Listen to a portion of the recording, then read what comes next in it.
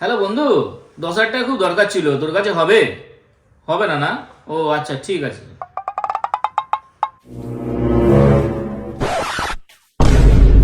হ্যাঁ দোস্ত, আমার খুব 10,000 টাকা দরকার ছিল, হবে তোর কাছে? স্যালারি পেলে দিয়ে দিতাম, দেখ না যদি হয়।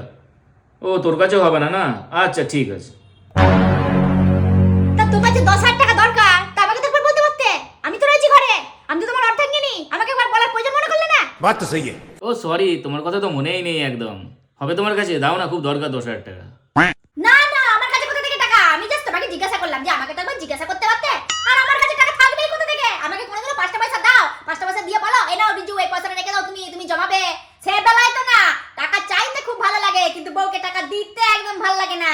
যদি 5টা পয়সা চাই বা 5টা পয়সা যদি পকেট থেকে সরিয়ে রেখে দিই তখন বলবে বাবা আমার পকেট কেটে দিল, আমার সব পয়সা নিয়ে নিয়ে খরচা করে দিল। যাও এখন লোকের কাছে চাইলে যাও, খুব ভালো লাগছে না? তোমার কাছে টাকা আছে? হ্যাঁ, আমার ফেফড়ে কলিজা হাত কিডনি সব বেচে তোমাকে পয়সা দিয়ে দেবো, তবে যে তোমার শান্তি হবে। চলে গেলাম।